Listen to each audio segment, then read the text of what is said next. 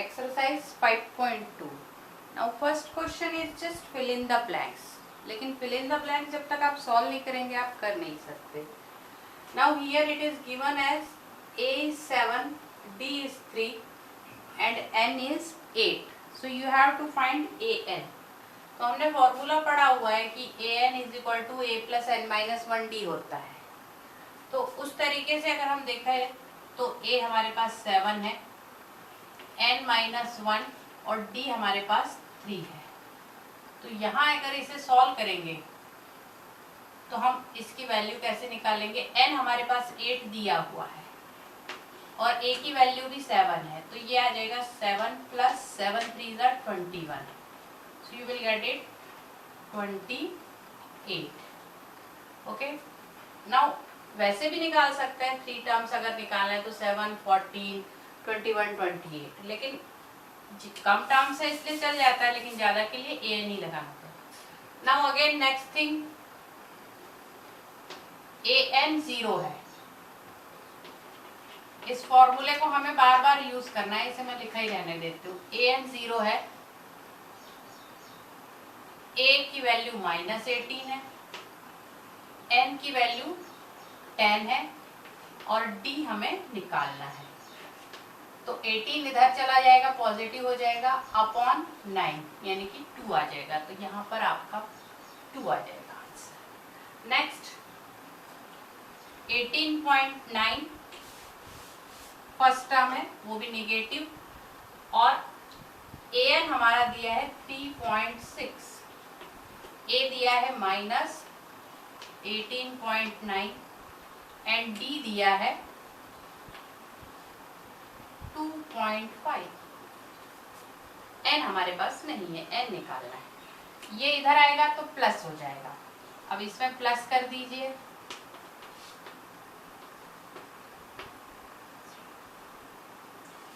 (22.5) is equal to N minus 1 2.5. ये 2.5 इधर आएगा तो इसके अपॉन में हो जाएगा. इसे डिवाइड कर दीजिए. It will be 2 to 5, 9 times divide हो जाएगा, is equal to N minus 1. So N will be 10. So here it will come 10. Then last 3.5.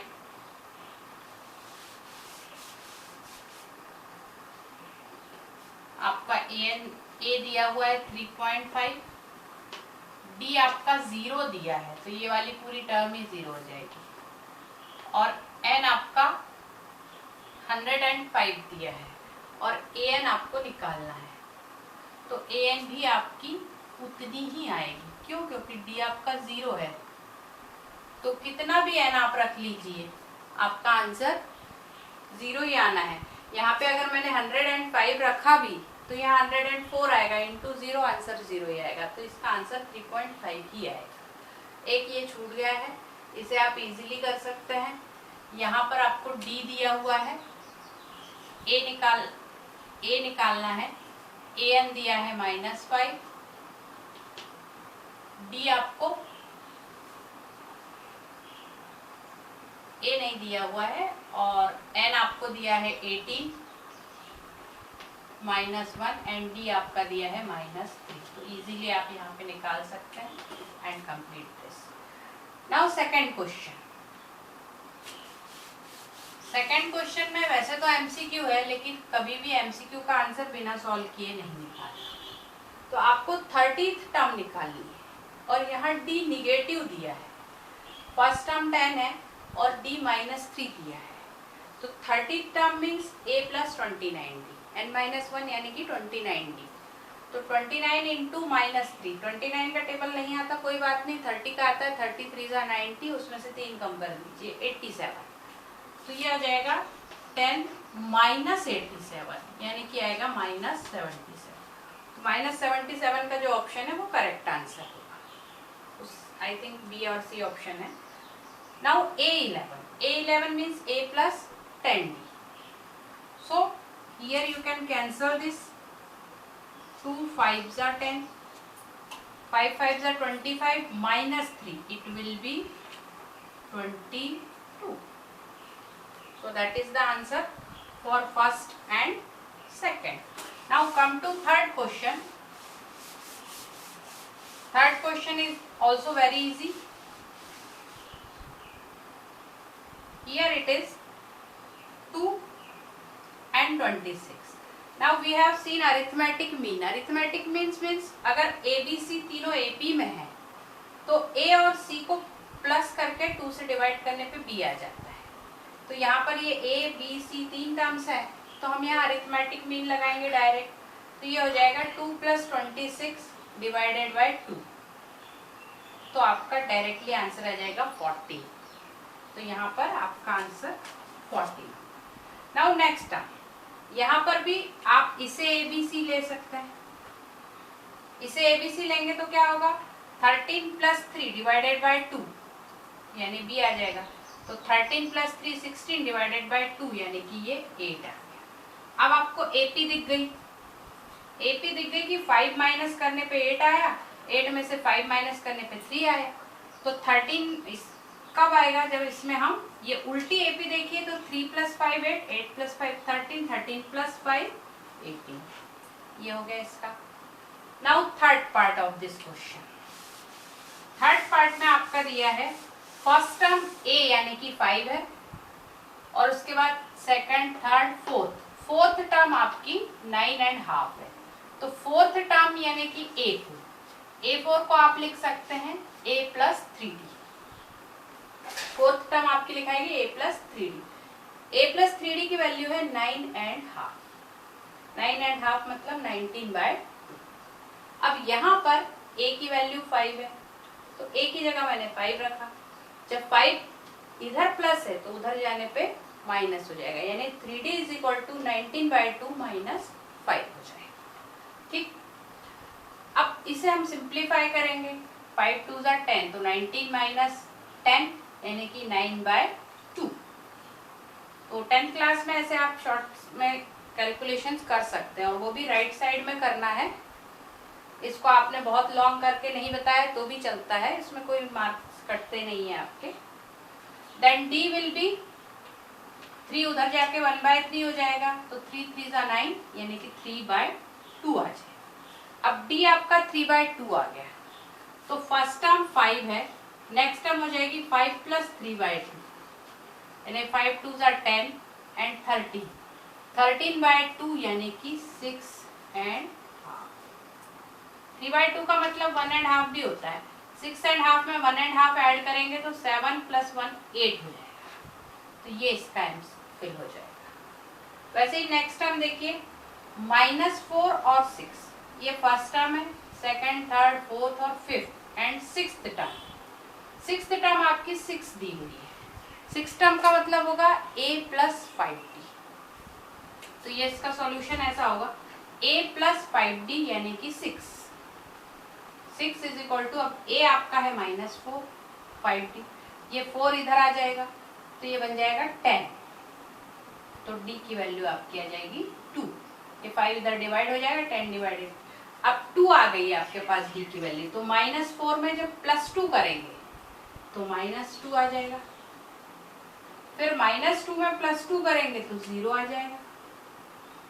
फिर 0 में +2 करेंगे तो 2 आ जाएगा. 2 में +2 करेंगे तो 4 आ जाएगा. ये बन गई आपकी AP. अब नेक्स्ट टर्म, ये आपकी वैल्यू है A आपके पास है नहीं. अब A + D = 38 है लेकिन हमारे पास D भी नहीं है इसलिए हम सिर्फ A + D = 38 लिख सकते हैं और कुछ कर नहीं सकते. अब नेक्स्ट ये हो गई first term, second term, third fourth fifth and sixth यानी कि ये A6 है और ये A2 है. ठीक है.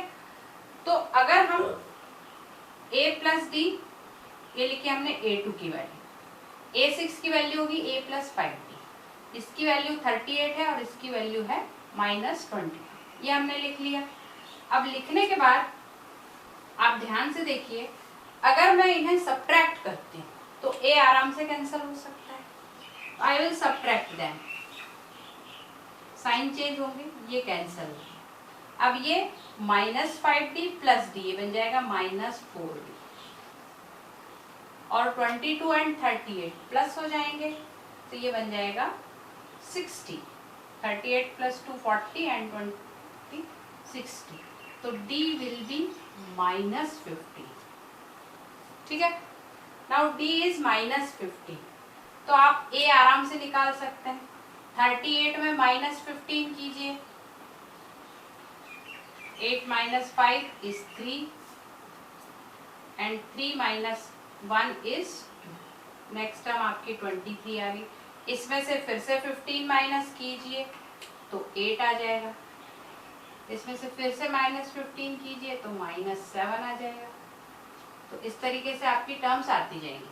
और इधर लाना है तो इसमें 15 बढ़ा दीजिए, क्योंकि इसमें 15 माइनस करने पे 38 आना चाहिए। तो 8 + 5 13 and 3 + 2 5, so it will be 53। इस तरीके से ये आपके आ जाएगा question. So third is over. Now come to fourth question. This fourth question is an is equal to 78. The last term is given, it is 78. First term is given 3. Common difference you can find by subtracting any two terms. So 8 minus 3 is 5. You have to find number of terms. Okay, number of terms how to find? So an is equal to a plus n minus 1d. Common formula for all. It is given as 78. This one is 3. N we don't know. D we know. It is 5. This will go this side, so 78 minus 3 will be 75. So it will be 75 by 5, that is 15. Is equal to n minus 1, so n will be 16. 1 will go that side. Next question is same. You have to find n. This is part 1. Then part 2 you have to solve. An is given. You have to write formula each time. Don't forget to write the formula. बहुत important है, formula जरूर लिखना है. It is given as 205 is equal to 7 plus D 13 minus 7 will be 6. So n minus 1 into 6. This you can transfer this side. 205 minus 7. Subtract this. It will give you 198. Now 6 will come here. So 6 3s are 18, 6 3s are 18. So n you will get as 34. Now there is second part of this question. Second part is given as 18, 15 and half, 13 and last term is minus 47. So you have to find again n.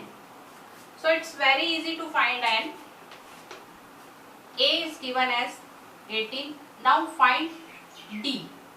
D you can find 15 and half minus 18. So clearly you can see the difference of 2 and half is there. 15 and 2 17 and half, so 18, but it is negative. So you can write the formula again. An is equal to a plus n minus 1d. An is minus 47 is equal to a. A is again 18 plus n minus 1. D is minus 2 and half. You can write it minus 5 by 2. Now this will come this side, so again it will be negative. 47 minus 18.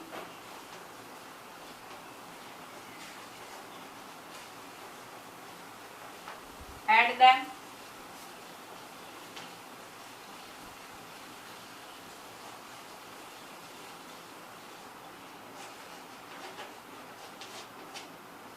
Now if you simplify them, n minus 1 is equal to, minus minus will become plus, it will be 65 into 2 by 5. So 5 you can cut 13 times. So n minus 1 is equal to 26. So n you can get as 27. So these are first 5